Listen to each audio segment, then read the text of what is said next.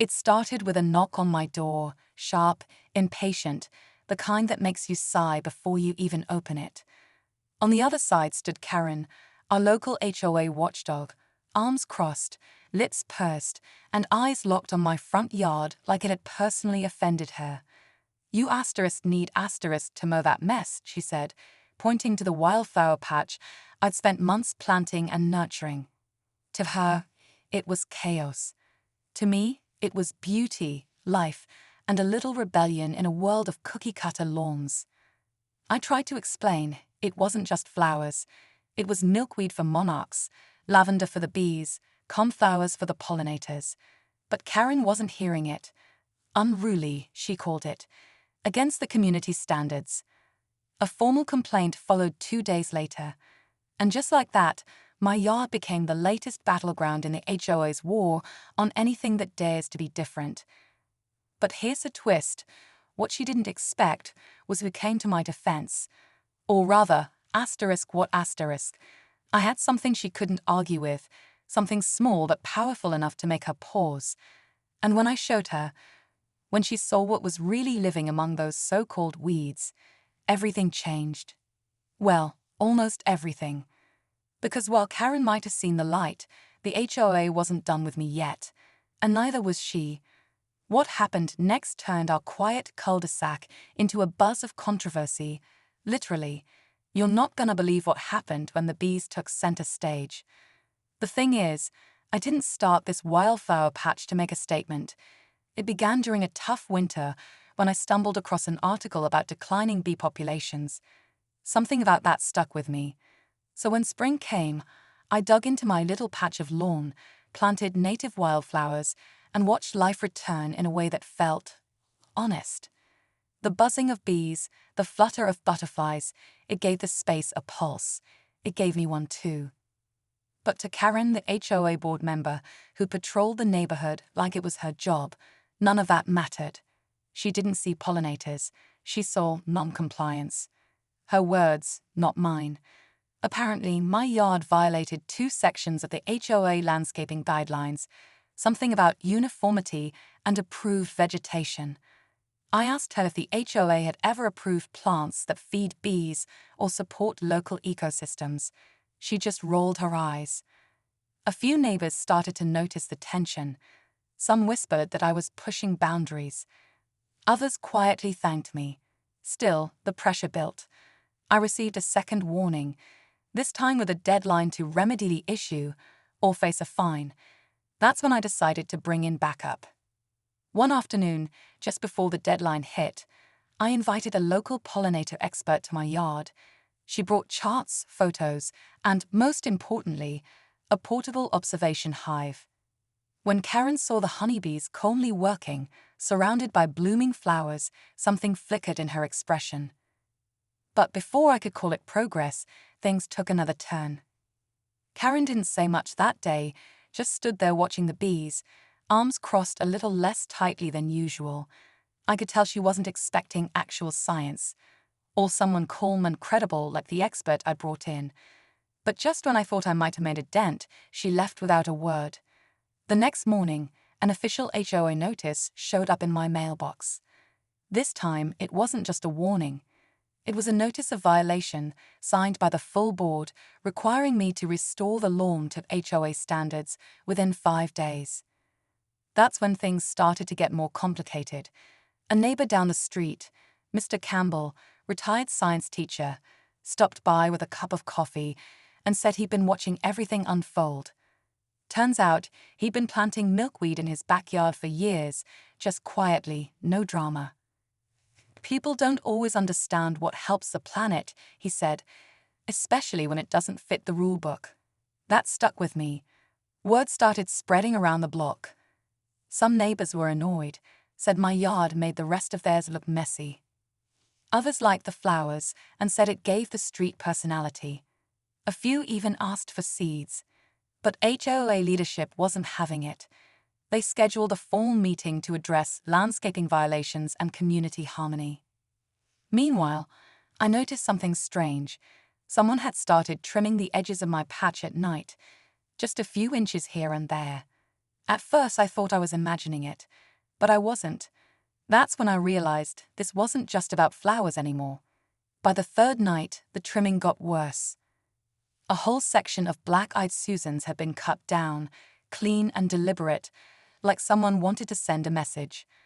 I checked my outdoor camera, but of course the battery had died the night before. That's when it really hit me.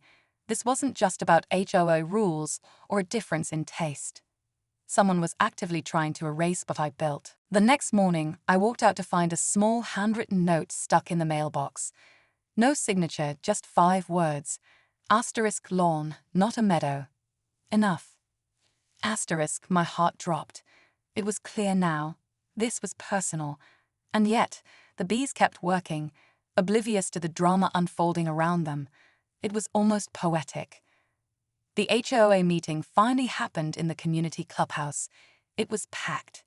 Karen sat up front with the board, clipboard in hand, and I could feel the tension the second I walked in.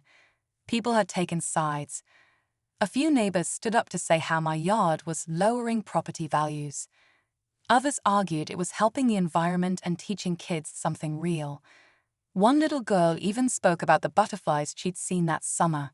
Her voice shook, but it landed harder than anything else that night. Then Karen stood up, calm, serious, and clearly ready to make her case. But before she could finish her speech, someone in the back raised their hand. It was Mr. Campbell, and what he said next brought the whole room to a standstill.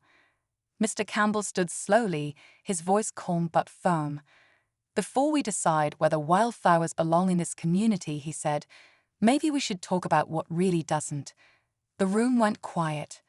Karen's expression shifted just slightly. Then he pulled out a printed email. "This," he said, holding it up, "is a forwarded message from Karen to the board, dated 2 weeks before the first violation notice. It mentions targeting properties that don't match the aesthetic image, and names mine and 2 others." Gasps broke out. I looked around and saw 2 neighbors, one with solar panels, the other who'd painted her front door turquoise, exchanged glances. Suddenly, it wasn't just about me or my wildflower patch. This was bigger. Karen wasn't just enforcing rules, she was cherry-picking who to go after. Karen tried to interrupt, but the room had already shifted. People started murmuring. One board member leaned forward, asking to see the email. Karen hesitated, then someone else stood up. Jess from 3 doors down. She said she'd also gotten a surprise warning about her raised vegetable beds, despite having HOA approval from the year before. The mood turned. What started as a landscaping dispute was quickly unraveling into something deeper, about control, fairness, and the way certain people were being singled out. But just as it felt like the tide was turning, the HOA president raised his hand for silence and announced a temporary recess. Everyone stepped outside, tension thick in the air. And that's when we heard the buzzing, louder than usual. At first, we thought it was just more bees from my yard, but as we stepped outside, it was clear this was different. A large swarm had gathered near the clubhouse garden, circling in a slow, steady spiral. People backed away, some ducking, others watching in awe. The pollinator expert, who had come to support me at the meeting, stepped forward calmly and explained it was a natural behavior, likely triggered by stress or disruption near their hive. And that's when it hit me. My observation hive, the one we had brought for the earlier demonstration, was gone. I ran back toward my property, a few people following close behind, and there it was, shelved behind the community dumpster, the frame cracked, flowers trampled nearby. Someone had tried to destroy it. The swarm had followed the scent, confused and distressed. I didn't need a camera to know who did it. Back at the clubhouse, I held up the damaged hive for everyone to see. Karen stood frozen, speechless. Then quietly, the HOA president stepped forward and asked her if she had anything to say. She didn't. She just turned and walked out. The board called an emergency vote. Not only was my wildflower patch allowed to stay, but new guidelines would now support eco-friendly yards. People clapped. A few even cheered. But here's the twist. Days later, a small patch of coneflowers appeared in Karen's front yard.